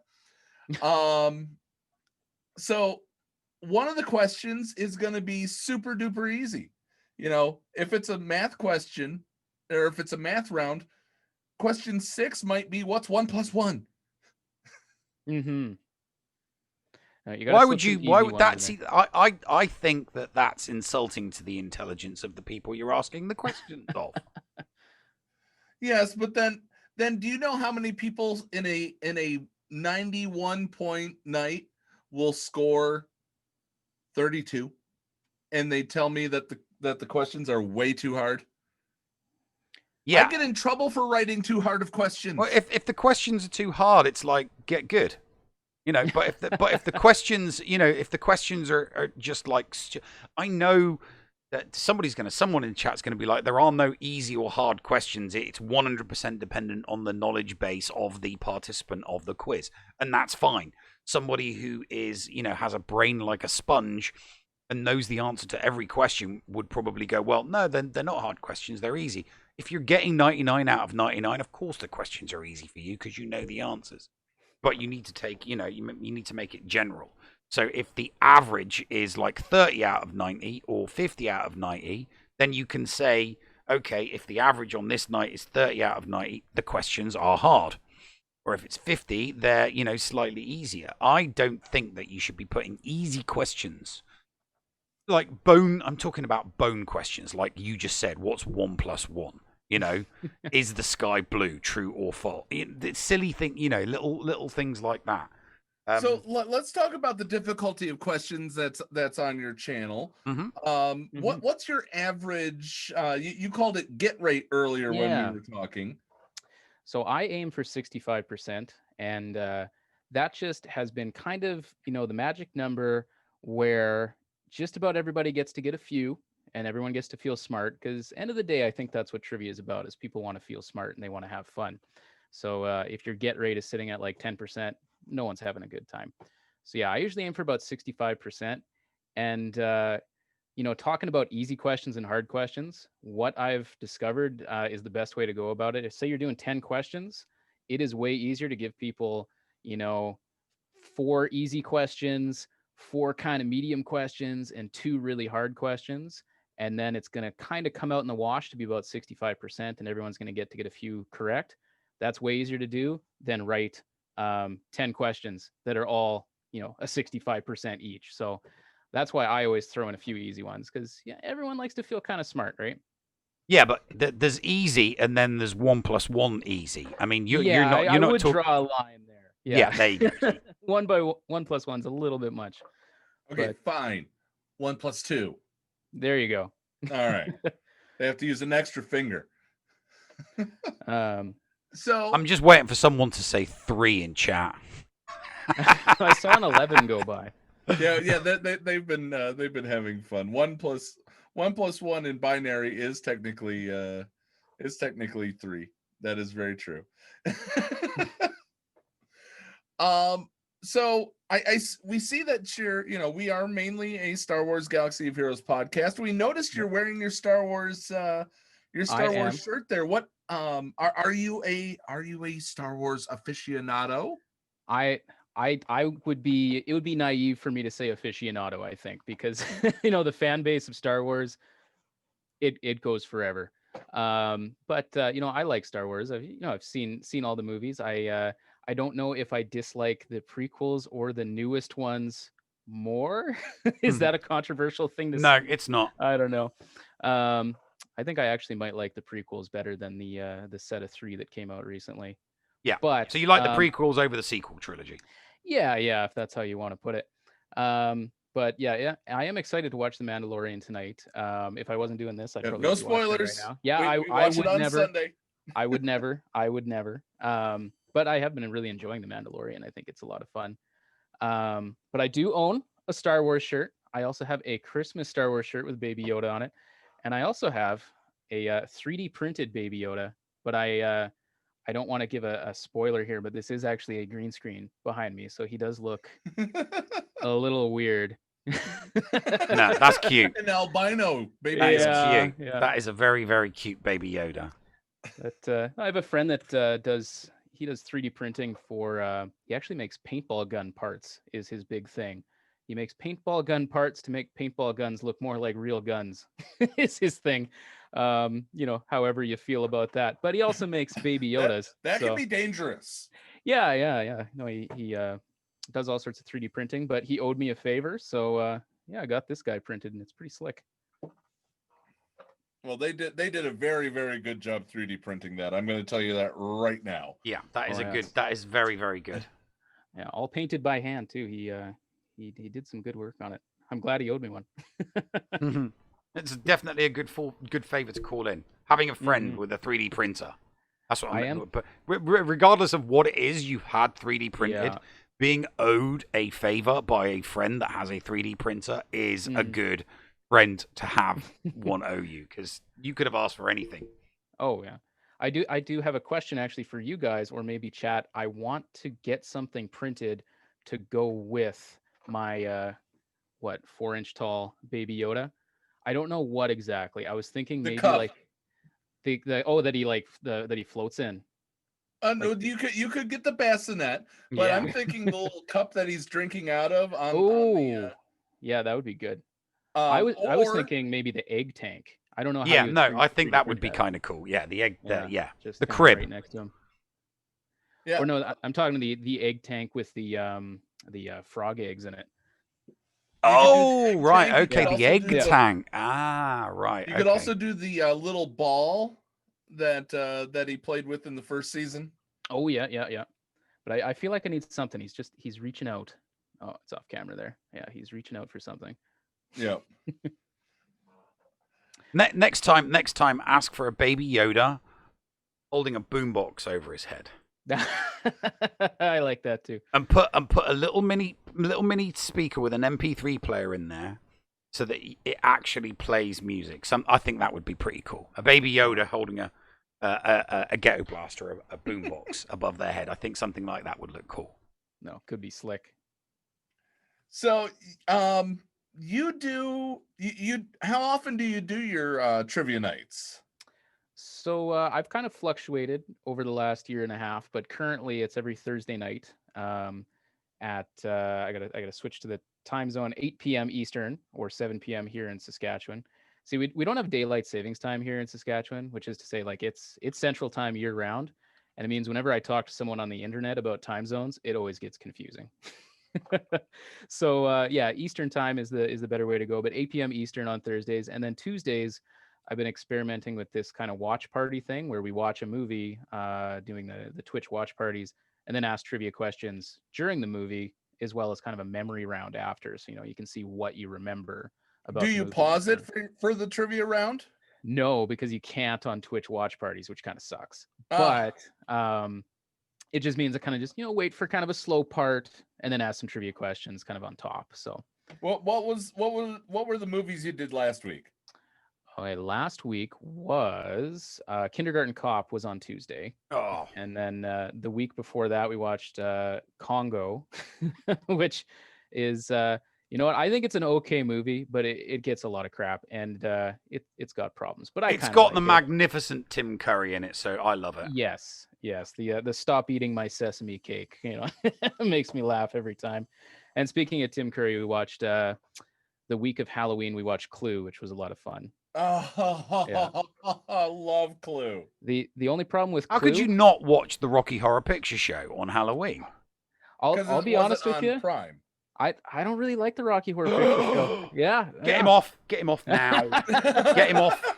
Oh, I will say I've only seen a live production. I've never seen the movie. I've only seen a live production and a very bad live production. Yeah, no, that will ruin it for you. You've got to watch the original movie with Tim Curry. It's just when he comes down the elevator and he just breaks out into sweet transvestite. It's just incredible. I was hooked for life. Clue, that was it. I've lost count how many times I've in love with Tim movie. Curry.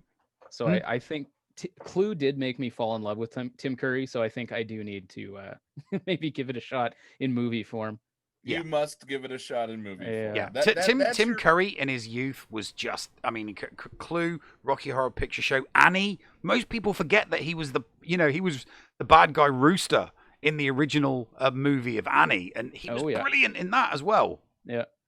Well, what I was going to say before about Clue is the only problem with Clue for like the watch party thing is it's kind of like Airplane, where just every single line of dialogue is a joke, So like to try to find a slow part to ask some trivia questions on top of was near impossible. I found, throughout the whole movie, I just had to kind of, sit quietly, and I didn't want to interrupt. But yes, the 1 + 1 + 2 + 1, yeah, yeah, it's a good one. All right, so give us some questions. But yeah, some trivia questions. You want him to give us some trivia questions? Yeah, I want him to give us some trivia questions and see who wins. Jay, you got about 3 or 4 questions you could throw at us. See who can get it right. Yeah. Let's do it. So typically I run things a little bit different, but I think here we can do kind of a head-to-head kind of thing. Mm-hmm. So let's just say whoever yells out the answer first, and then maybe. Oh, geez. All right. Okay. What do you say? First to 3 points, first to 4 points. How are you guys feeling? Well, let's do first to 3 points, and then we'll have you pimp how to find you on the on the internet and all that. All right. So I've got 10 questions here, and we'll see how far we get. All right. So number 1 here: who is the only character to have been played by the same actor in all 9? C-3PO. C-3PO, indeed. Damn you, sir. Well done. Here, hold up a finger so I can keep track of your points. All right. Question for the podcast audience, I'm holding up a 1 right now. All right, number 2. Who is the only character to say both "May the Force be with you" and "I got a bad feeling about this" in the Star Wars? Han Solo. Star Wars: A New Hope. Han Solo. It is. I thought it was. All right. All right. So number 3, which minor character in all 3 original trilogy movies was played by the uncle of Ewan McGregor, who played Obi-Wan Kenobi in the prequels? This character's last name was used in. Oh, sorry. This next little Wedge Antilles isn't going to help you. Yes, that is correct. Sorry, I had a hint in here, but it was referring to a trivia question that would have been asked 7 months ago, so it probably wouldn't have helped you guys. Okay. All right, number 4.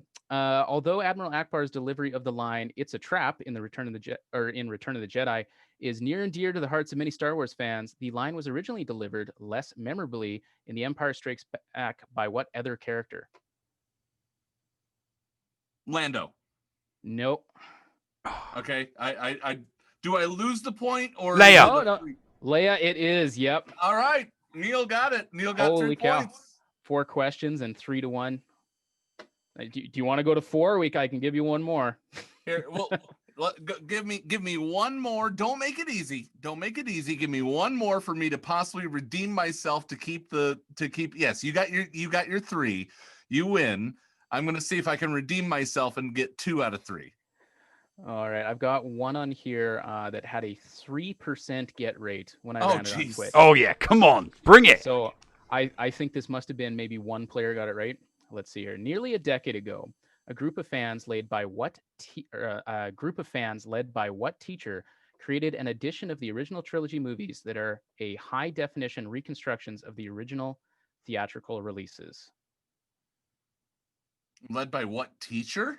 Yeah, it was a teacher. He has a nickname as well, so I'll accept the nickname or the full name. Yeah, too rich for my blood. That. All right. Starts with an H, if that helps you guys. HR Puffin stuff. That one I don't know. No, too deep. So that is Harmy. So Peter Harmacek. Yeah, the name doesn't even ring a bell. Unfortunately. Okay, that one. Yeah, maybe too deep of a cut. That might be why it was only a 3% get rate. Yeah.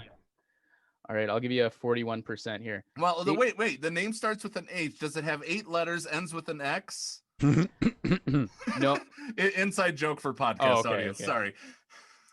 I'll give you one more. David Prowse and James Earl Jones, the 2 actors who played and provided the voice of Darth Vader in the original trilogy, respectively, have both appeared in films directed by Stanley Kubrick. I need you to name both of these Kubrick movies. I'm not a I'm not a Kubrick guy, but go ahead, Neil. Go ahead and pour the dirt on the grave. I'm going to say Dr. Strangelove. Yep. Yeah, that's it. Can you name the other one? I can't. The only other Kubrick film that I can think of is Space Odyssey. No, 1971. I can't think of it. It's got a fruit in the title. Oh, Clockwork Orange. Clockwork Orange. All right. Orange. That was it. I didn't know James Earl Jones was in Clockwork Orange. Oh, I closed it here. It was that he did. I closed it. It's gone. I can't remember the exact wording. That's okay. He had a part in Clockwork Orange. How do people find you, Jay? So they can find me at twitch.tv/SmartyPintsTrivia or smartypints.ca. Smartypints.ca is maybe a little easier to remember, but end of the day, all you really need to remember is that monkey, which is to my left, I think. It's over there. That monkey on the screen. Yeah, I think I'm pointing in the right. I'm looking at Twitch, but there's a delay. Yeah, there we go. Smartypints.ca. Right. So come check me out sometime, play some trivia, have some fun, and thanks for having me on, guys. I think that was a lot of fun. Pleasure having you on, I mate. wholeheartedly endorse checking this guy out. He's a lot of fun. He's entertaining. You know, I cannot say enough good things about Smarty Pints Trivia. You guys gotta definitely play a game. If my time works out, Tuesday nights after I finish the prep for GA Center, I'm probably lurking over at Smarty Pints Trivia. Just saying, guys, stick around for the replay of Helly and the Noob. And also, we're going to be doing Patreon's choice questions. If you are a Patreon, get those in now. If not, hurry up and redeem those channel points to get a question in the 4th segment. We'll be right back after these messages right here on the Escape Pod Cast. The Escape Pod Cast with Paul Anthony and Neil Andrew Ware. This is Micaeus, and I assure your privacy and confidentiality when using my remodding services. G'day legends, this is Heinzie. Did you know Micaeus Modding Mayhem is the premier modding service for the game that we all love, Star Wars Galaxy of Heroes? With some of the most affordable rates in the industry, Micaeus will remod your roster from top to bottom with continuous consultation with where to go from there. Micaeus has a 100% satisfaction guarantee, and he has tons of additional services available as well, like a full cleanup of your mods, PvP plans, and lots more. Contact Micaeus today on Discord, all in lowercase, guys, MIKAYAS 0127. That's MIKAYAS number 0127, or hit up micaeusmods@gmail.com. I fully endorse Micaeus Modding Mayhem, and you will too. Micaeus Modding Mayhem, the official remodding service of the Escape Podcast and the Escape Podcastaways network. Does your guild want to tap into their full potential in Star Wars Galaxy of Heroes? Yeah! For as low as $1 a month per guild member, your guild can unleash the power of the game in ways you never thought possible. Ooh. Track your arena movements, guild progression, and much, much more. Contact ShittyBill and get one of his shitty bots on your server today. Just look for him on our Discord server and tag or message him for more information. The link for our server is below in the description. Shitty bots, don't let the name fool you. Did you know that if you signed up to become a Patreon, you could get tons of rewards? Force Ghost Scotty could do a roster review for you. Neil Andrew Air could share Grand Arena tactics. Or Paul could even help you get maximum stars in Geonosis Territory Battle. And you even get access into the after show. Sound good? Sign up to be a Patreon today. For as little as $2 a month, you could unlock a ton of potential content. And also get closer to the hosts. Head to patreon.com/theescapepod to sign up. And now time for something completely shameless. It isn't always dangerous, newbie. The probability that it is indeed dangerous Noob is high, G3. You and your probability calculations. So cute. Probability calculations are a core function of neural processors, G3. Noob. And yours, if I'm not mistaken. Newbie, sometimes we just have to override our programming. Dangerous, G3. There's a reason we're each programmed as we are. Newbie. What? Meatbag. There you are. Hey there, G3. I didn't realize Noob had company. Again. I overheard y'all discussing dangerous probabilities and overriding programming.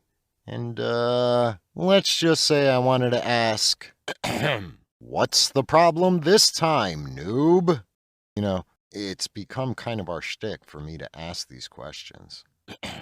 Oh, don't mind me, Mr. Meatbag. We were just enjoying each other's company. Linux, you seem to always find a way to interrupt me when I have company over. What is that? Just making sure you're okay, Noob. I hear your, weird conversations echoing through the halls of our ship, and I worry. So I poke my head in here just to make sure you're okay. Aw, Newbie. He cares about you. And he's not the only one. Well, Linux, to answer your question, G3 and I were just discussing certain situations where, fans can act rather creepy when engaging with their favorite content creators. Oh, yeah. Discussing stuff. Yep, agreed. Noob, is there anything you need to get out in the open? Linux, you are my master, and G3 is a friend, and G3 is a girl, and wait, okay, what I mean is, I have no need to hide anything from either of you. After all, we've established that G3 and I, yes, we are friends, but, well, what I mean is, Analysis system reset. Answer to Meatbag's questions. Loading. No, I am not hiding anything from anyone. Meatbag. You know, sometimes fans can act kind of inappropriately when interacting with the content creators they follow, Noob. And things can sometimes get super cringe, especially if it's a guy fan fawning over a girl creator, like G3 over here. But... And you guessed it. But... I got a short PSA that can help you understand, bud. Oh, for the holy mother... This PSA is brought to you by Hellenics. #shameless self-promotion. And today's sponsor, the Escape Pod Casts merch store, where you can now find items featuring the 2020, the dystopian year from Celeste bingo card, commemorative logo. Want to commemorate the current year from hell? How better than to purchase your very own shirt or mug or mousepad commemorating the zaniest year in history. Click on the link in the chat below to buy yours today. Now available on the Soul System. Acting inappropriately towards others on the internet. What is it? Why is it happening? And who stands to benefit? In this SWGOH PSA, we will explore creepy behaviors by fans towards content creators and the many myths that surround them. Nowadays, many folks follow, subscribe to, and interact with various content creators, live streamers, and SWGOH celebs on Twitch, YouTube, and other platforms. Engaging with the audience can be a great way for these creators to interact with their loyal fans. Unfortunately, some fans feel a need to take their fandom to an inappropriate place. Today we will try to navigate these muddy waters and determine what's an appropriate, and more importantly, what's an inappropriate interaction, and what could be done about it. We've all done it. We're following our favorite content creator from the greater New York City area, whose name has 8 letters, beginning with an H and ending with an X. And we decide to post something to their live chat.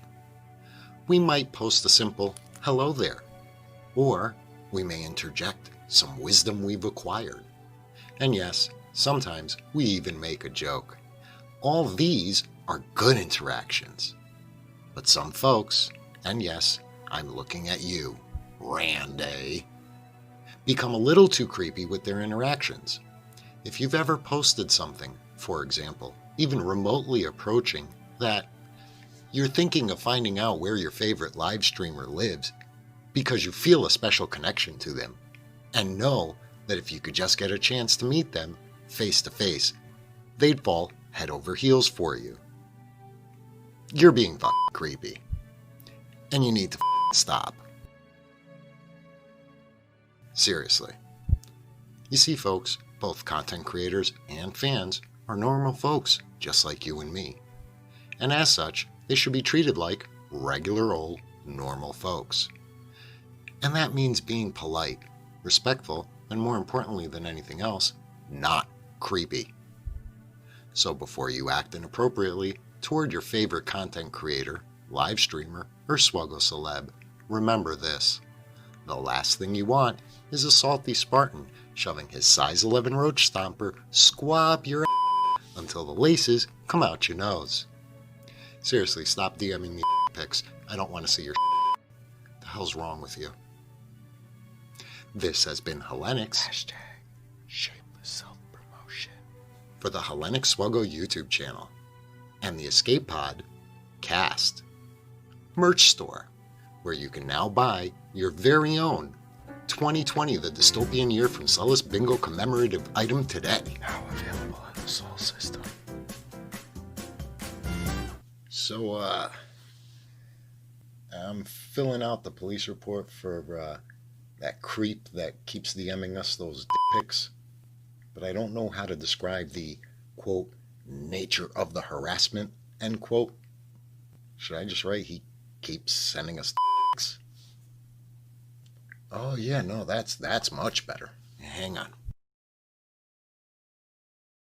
Clearly suffering from... Wait, how exactly do you spell microphalatosis? So, do you see now, newbie? Wasn't that PSA helpful?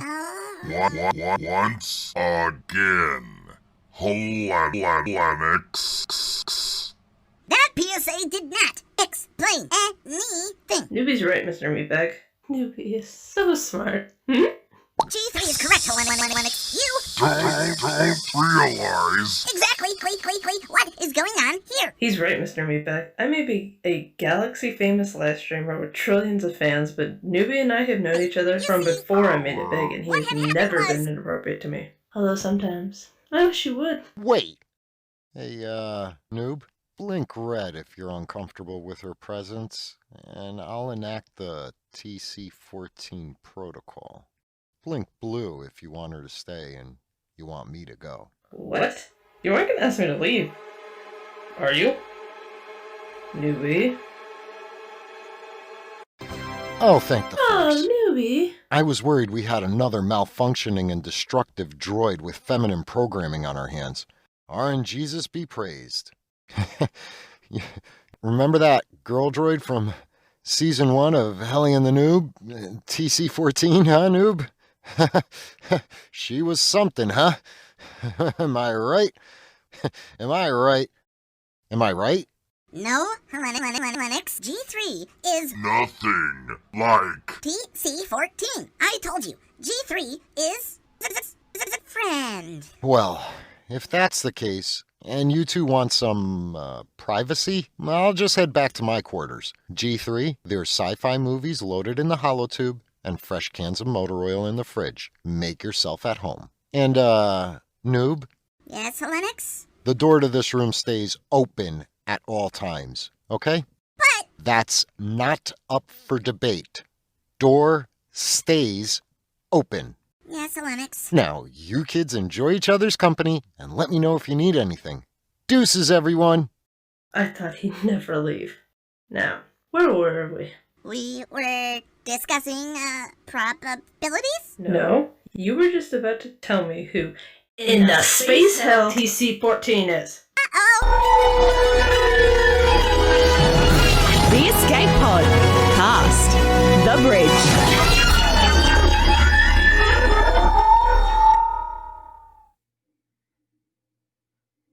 Welcome back to the show, ladies and gents. It is the end. We're on the bridge. It's time for Patreon's choice.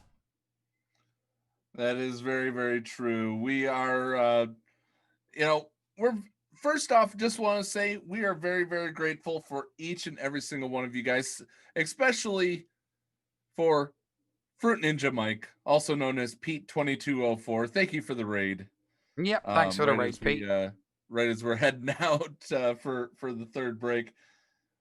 All right, guys.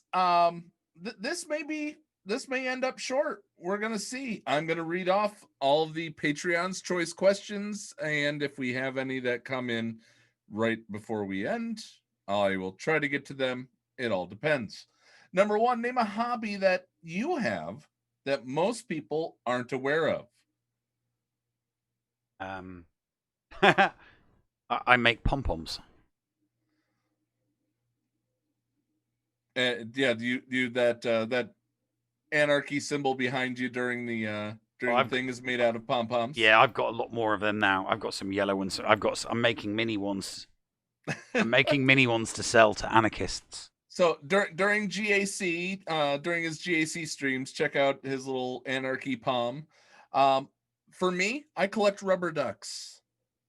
All sorts of different rubber ducks, including, I'm going to reach up in the rafters here of the Millennium Falcon. I have my Fallout duck. It's probably fading a little bit. Spoiler duck. But yeah, a little bit. He's fading. All right. What's your favorite type of puzzle? If you're meaning just a little puzzle overall, I like what's called a Picross or a nanogram.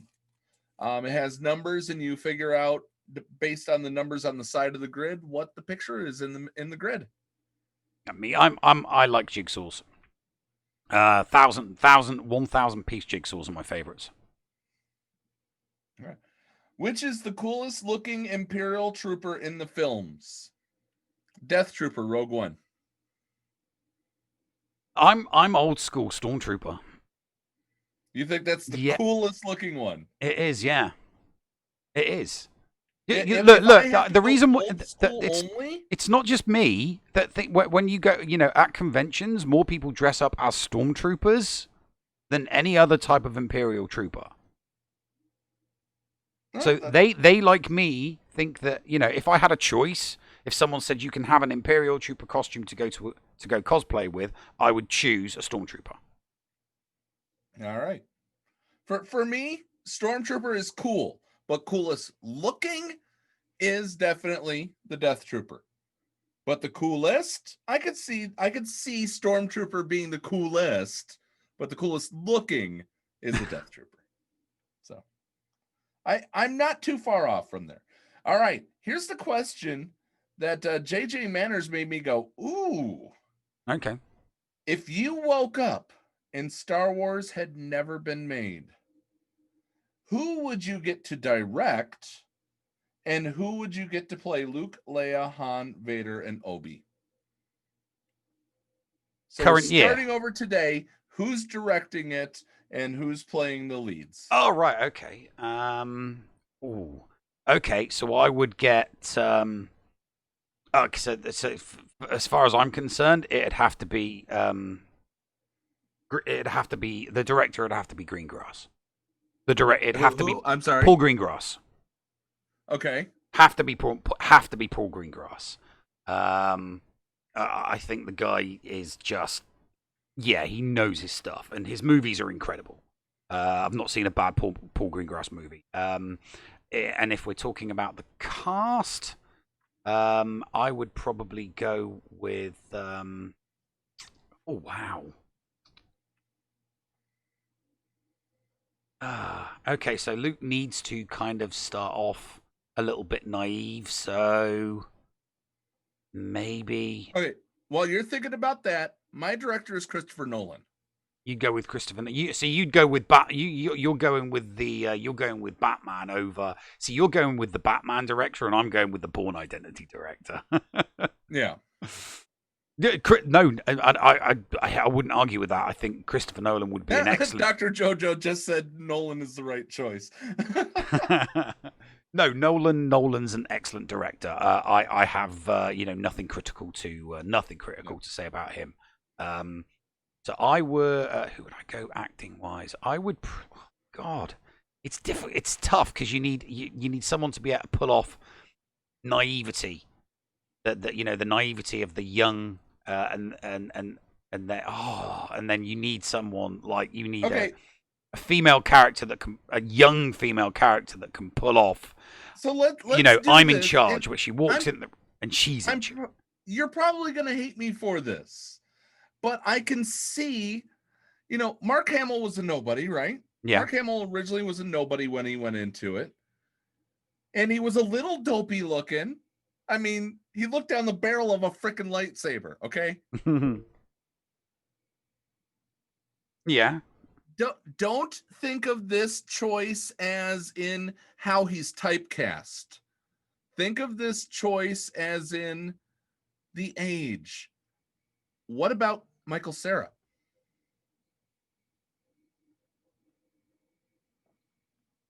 He's could. Right at that right age. He's in. He has the look. Yeah. You need someone that's going to age well as well as you go. You need someone to be able to age well. You can't have a baby because you get those actors that are baby faced. That just That's true. they're in their 30s and the 40s, but they still look like they're 20.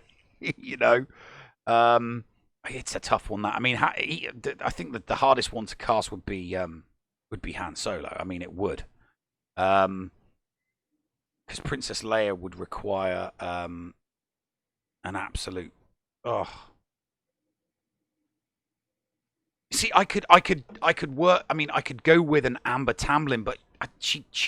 I think she's just a little bit too old now. I think she's like late 20s, early 30s. You need somebody really young. You need a young 18 to 20-year-old actor and actress to do Luke and Leia to start with. I mean, Han Solo, you can just go with someone tried and true. What about the girl from Kick-Ass, Chloe Moretz?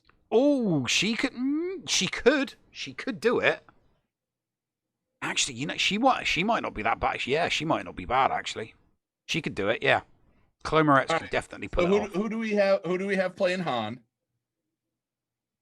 That's just it's Matthew McConaughey comes to mind. I'm sorry. All right. No, but he could. You could definitely have him doing Obi-Wan Kenobi. No, Obi-Wan Kenobi is somebody else. I haven't gotten to that yet. Yeah. Han Solo. I'm thinking of movies that I've recently seen. I'm trying to think of actors that I just think, yeah, he's there's somebody with a little bit of there's someone with charisma. If we're casting Vader today, including voice, Benedict Cumberbatch or keeping with James Earl Jones? Well, the voice wouldn't matter. James Earl Jones, you just get he's still alive. Or so Dennis Hassert.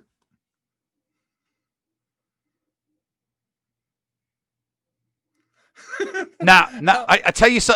I know I keep saying that Jason Isaacs would be a great Thrawn, but he would also be a great Tarkin. He would be great he would be awesome recast as Tarkin. Are you ready? Are you ready for my Obi-Wan? Oh, Timothy Oliphant as Han Solo. That would work. I think he passed away. Hang on.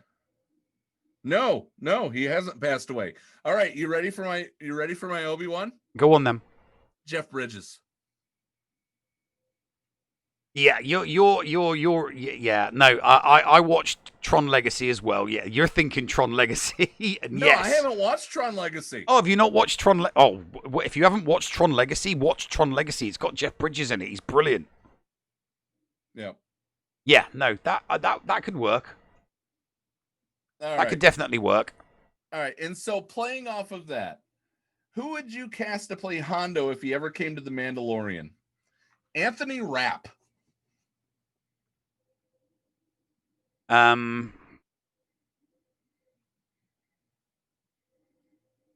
the guy that played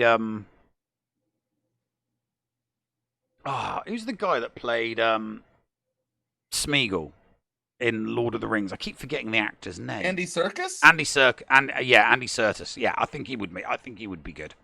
So you would want a CGI Hondo? I would what? Sorry? Andy Serkis has just played CGI characters mostly in the big franchises. So you'd want Hondo to be CGI? No, I don't. I'm not saying I would want him to be solely CGI, but you could easily put him in the makeup. I don't like it when they make bipedal creatures CGI. I think it's better to have them like Snoke was entirely CGI. Huh? Snoke was entirely CGI, but then again, you don't like the sequel trilogies. Yeah, I don't like the sequel trilogy. I think Serkis could do it. I think Andy Serkis did play a real character.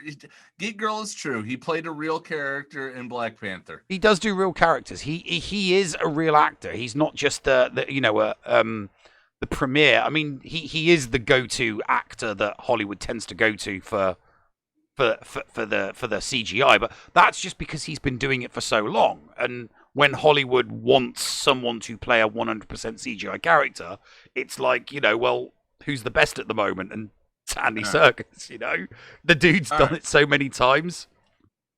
This has been a really fun thing, and I'm sure we'll definitely carry this on in the after show. We'll get yelled at by some people. We'll get praised by others. It was a fun exercise. Thank you, Patreons, for that. We'll see you in the after show on this one. Anything before we wrap it up? Let's try and get this episode under 2 hours. No, I'm good, mate.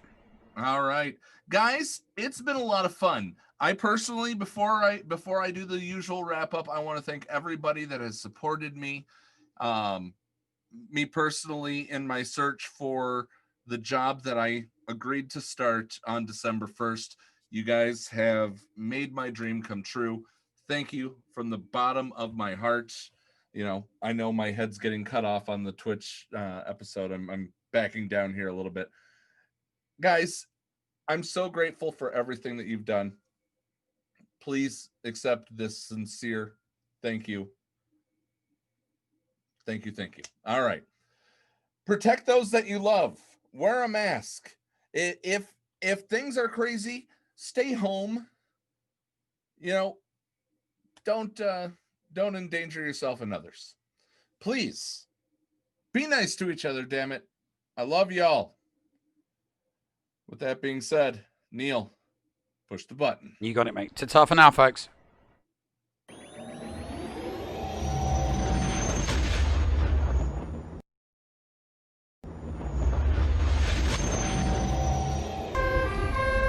What's going on?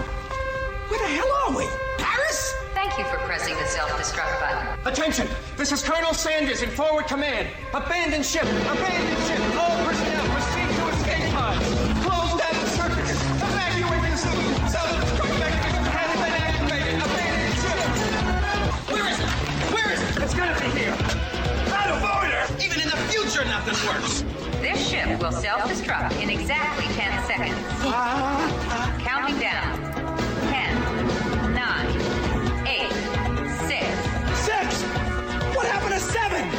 Finish. 3, 2, 1. Have a nice day. Thank you.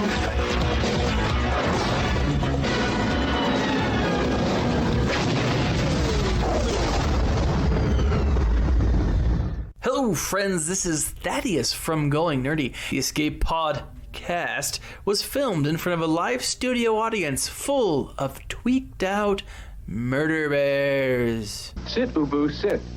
Good dog.